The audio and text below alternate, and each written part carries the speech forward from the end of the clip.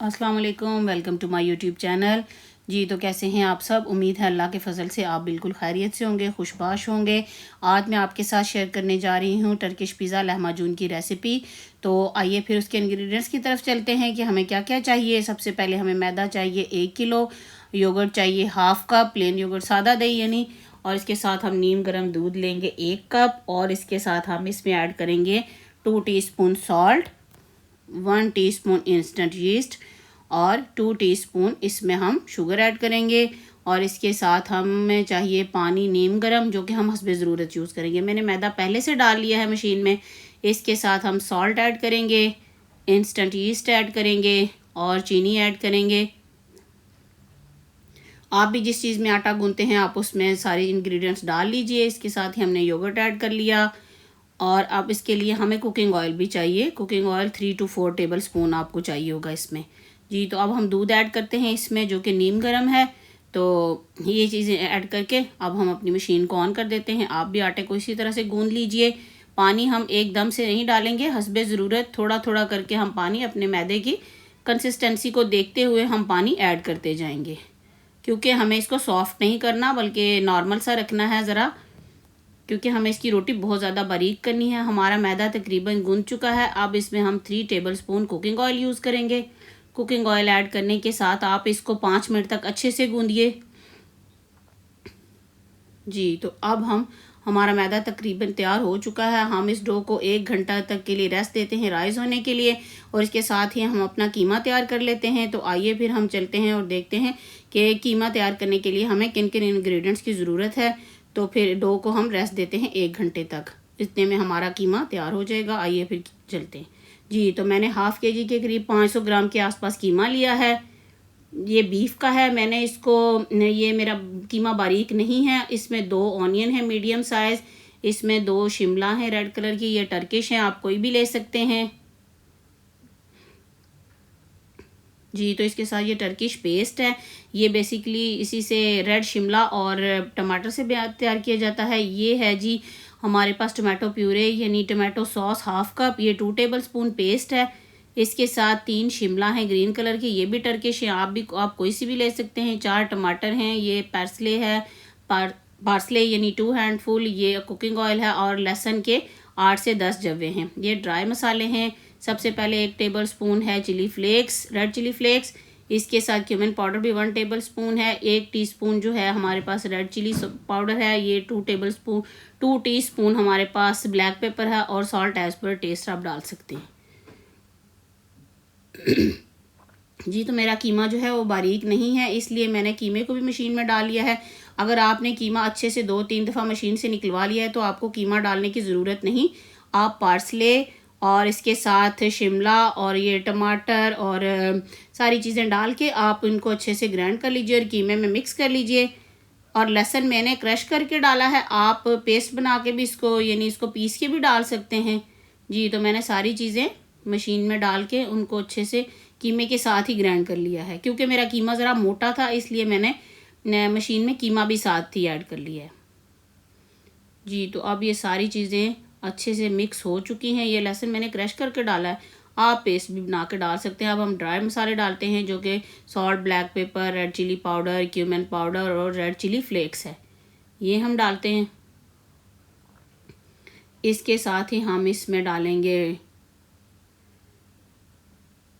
जी ये tomato paste. अगर आपके पास टमाटो प्यूरी टमाटो पेस्ट नहीं है तो आप इसमें 2-3 टमाटर बढ़ा लीजिए। टमाटो पेस्ट होना ज़रूरी नहीं है। बेसिकली हमने कीमा पतला करना है तो हम इसमें थोड़ा सा पानी भी ऐड करेंगे। ये भी अगर आपके पास पेस्ट अवेलेबल ना हो तो आप इसमें रेड चिलीज़ वैसे ही थोड़ी सी पीस के तो आप इसमें वो डाल लीजिए। मसाले भी आप अपनी मर्ज़ी से नमक मिर्च वगैरह कम या ज़्यादा कर सकते हैं अपने टेस्ट के हिसाब से। कुकिंग ऑयल हम इसमें डालेंगे, सारा एकदम से नहीं डाल देंगे। पहले मैं इसकी कीमे की कंसिस्टेंसी चेक करेंगे अपनी, तो फिर अगर हमें इसमें ज़रूरत हो तो हम इसमें पानी भी ऐड कर सकते हैं इसको थोड़ा पतला करने के लिए। अब हम इन चीज़ों को अच्छे से मिक्स करते हैं। जी तो हमारा डो जो है, हमारी राइस हो चुकी है और कीमा भी हमारा तैयार हो चुका है। जी तो हमारी डो देख लीजिए इस तरह से, देखिए ये काफ़ी राइस हो चुकी है और इसके साथ हमारा कीमा भी तैयार है। देखें पतला पतला सा कीमा है, इसमें हमने थोड़ा सा पानी भी डाला है और ये है ड्राई मैदा। अब हम इसके पेड़े बना लेंगे जल्दी से। इससे 15 से 20 लामाजून इजीली तैयार हो जाते हैं आपके, 15 से 20 पीज़े यानी 1 किलो मैदे से। अब मैं आपको दिखाती हूँ कि बारीक सी हमने एक रोटी बेलनी है जी। तो मैंने पैन जो है वो प्री हीट होने के लिए चूल्हे पे रख दिया है। ओवन भी मेरा प्री हीट है, मैंने 275 डिग्री पे ओवन को 15 मिनट के लिए प्री हीट किया है। ये देखें रोटी हमारी इस तरह से बिल्कुल बारीक होनी चाहिए, डो यानी। अब हम इसके ऊपर कीमे की एक बारीक सी लेयर लगाएंगे। इसको एकदम से इकट्ठा करके नहीं डालना आपने, यानी एक लेप सा नहीं करना। इसी तरह गैप गैप से इसको आपने लगाना है कि यानी इसमें थोड़ा सा, जैसे मैं उंगलियों से गैप कर रही हूँ, इसी तरह इसमें थोड़ा थोड़ा सा गैप आना चाहिए। एक बहुत थिक लेयर नहीं आपने इस पर लगानी। इस तरह से हम इसको अच्छे से स्प्रेड कर लेंगे इस पर। इसके बाद हम इसको पैन में डालेंगे, 5 मिनट तक इसको पकाएंगे। और ओवन आपका जो है वो 275 पे मैंने प्री हीट किया है और बाद में मैंने इसको 250 पे कर लिया है। और ट्रे मैंने उसका बहुत ज़्यादा ऊपर नहीं किया, जैसे नान बनाते हुए रखा था, मैंने सेंटर से थोड़ा सा ऊपर रखा है जी। तो पैन हमारा प्री हीट हो चुका है। तो अब हम इसमें रोटी को डालते हैं, इस डो को, पिज़्ज़े को, यानी हम इसमें डाल के 5 मिनट तक इसमें कुक करेंगे। जैसे इसके नीचे निशान से बन जाएंगे, यानी पकने के निशान आ जाएंगे थोड़े से, तो हम इसको ओवन में शिफ्ट कर देंगे। 5 से 7 मिनट हम इसको ओवन में पकाएंगे। लेकिन आपके ओवन के टेम्परेचर पे भी डिपेंड करता है, आप उसको बार बार प्लीज़ चेक कीजिएगा कि ये ना हो कि जल जाए पिज़्ज़ा। मैंने अपने ओवन के हिसाब से इसको जो है वो 250 डिग्री पे 5 से 7 मिनट तक मैं इसको पकाती हूँ जी। तो देखिए नीचे हमारे इसके निशान बन चुके हैं, ये देख लीजिए। अब हम इसको ओवन में डाल देंगे। ये देखें आप, मेरी ट्रे बहुत ज़्यादा ऊपर नहीं है, सेंटर से थोड़ी सी ऊपर है। नान के लिए तो मैंने काफ़ी ऊपर रखी थी ना जी, तो ये सेंटर से थोड़ी सी ऊपर है जी। देखें जी, अब ये हमारा हो रहा है तैयार। इसमें अब हम दूसरे भी साथ साथ तैयार करते जाते हैं और इसी तरह बनाते जाएंगे जी। ये देखें ये हमारा पक चुका है, कुक हो चुका है। देखिए इसके एजेस भी सही तरह से पक चुके हैं। तो बेसिकली ये क्रिस्पी होते हैं, लेकिन अगर आपको क्रिस्पी नहीं पसंद तो आप सारे पिज़्ज़ा बना के रेडी करके इसको 4-5 मिनट के लिए किसी भी चीज़ से कवर कर देंगे तो ये सॉफ्ट हो जाएंगे। आपको जैसे पसंद हो आप वैसे रखें जी। ये देखें इसी तरह हम बनाते जाएंगे। ये हमारा ओवन में कुक हो रहा है। अभी मैं आपको एक पैन में भी बना के दिखाती हूँ जी। ये भी हमारा तैयार हो चुका है। अब हम इसको भी निकाल लेते हैं। देखें किस तरह से उसके सारा वो, इतनी अच्छी खुशबू घर में फैली हुई है और सबको पहले ही बहुत ज़्यादा भूख लग रही है। तो इतनी अच्छी खुशबू के साथ फिर भूख को कंट्रोल करना काफ़ी डिफ़िकल्ट होता है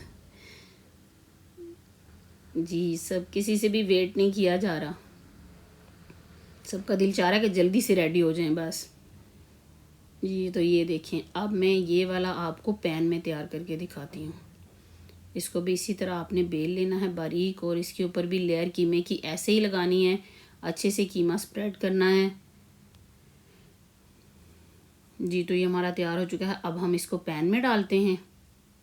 पैन में डाल के 5 मिनट तकरीबन हम इसको पैन में पकाएंगे और 5 मिनट तक पैन को ढक्कन के बगैर पकाएंगे और 5 मिनट के बाद हम इसको ढक के वही 5 से 7 मिनट या 10 मिनट तकरीबन कर लें। आप देख लीजिएगा जैसे ही कीमा गल जाए तो फिर आप इसको उतार सकते हैं। मैं आपके लिए इंशाल्लाह बहुत जल्द बकरा ईद के हवाले से बहुत ही अच्छी रेसिपीज़ लेके आने वाली हूँ। तो प्लीज़ मेरे चैनल को सब्सक्राइब करें, लाइक करें, मेरी वीडियो को शेयर करें और इसी तरह मेरा साथ देते रहें। तो इंशाल्लाह मैं आपके लिए बहुत सी अच्छी अच्छी रेसिपीज़ लाने वाली हूँ। अब हमने ढक्कन इस पर ऐड कर लिया। ढक्कन के साथ हम इसको 5 से 7 मिनट पकाएंगे। आप इसको ज़रूर ट्राई कीजिएगा, ये बहुत अच्छे बनते हैं और आपके बच्चों को बहुत पसंद आएंगे जी। तो ये देखिए ये हमारा तैयार हो चुका है। मेरा फ्लेम ज़रा लो हाई रह गया है तो इसलिए थोड़ा सा नीचे से डार्क हो गया। आप इसमें जब पैन में बनाएं तो मीडियम पे फ्लेम रखें जी। तो हमारे तैयार हो चुके हैं पिज़्ज़ा। तो अब मैं इसकी आपको ड्रेसिंग करके दिखाती हूँ कि कैसे इसको प्रेजेंट करना है आपने। इस तरह आप इसके ऊपर ये सैलेड ऐड कर लें। ये पार्सले है, ऑनियन है और लेमन स्क्वीज़ करें। साथ इसके सॉसेज भी मैंने साथ रखी हैं, कोई सी भी आप सॉस भी ऐड कर सकते हैं इसमें जो आपको पसंद हो बकरा ईद के हवाले से भी मेरे पास बहुत अच्छी रेसिपीज़ हैं जो मैं आपके साथ शेयर करूँगी इंशाल्लाह बहुत जल्द। जी, तो आप इसको इस तरह फ़ोल्ड करते जाएं और इसकी लेयर में डिफरेंट चीज़ें ऐड करें। जैसे ये पहली लेयर में मैंने पार्सले लगाया है, आगे आप इसके ऑनियन लगा लीजिए, इसके साथ चीज़ ऐड करें, सॉस ऐड करें और इस तरह से इसको आप खा सकते हैं। अगर आपने कुछ भी ऐड नहीं करना तो आप खाली लेमन स्क्वीज़ करके भी इसको खाएं तो ये बहुत टेस्टी है। और चीज़ तो बच्चों का वैसे ही बहुत फेवरेट होता है, तो इंशाल्लाह बच्चों को बहुत पसंद आएगा। आप ज़रूर ट्राई कीजिएगा और कमेंट बॉक्स में बताइएगा कि फिर आपको मेरी रेसिपी कैसी लगी।